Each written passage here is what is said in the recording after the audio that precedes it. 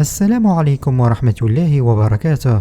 لن تصدق ما فعلته عروس في يوم زفافها في ولاية عنابة، ولكن وقبل البدء فضلا وليس أمرا ادعمونا بلايك للفيديو والاشتراك في القناة ليصلكم كل ما هو جديد.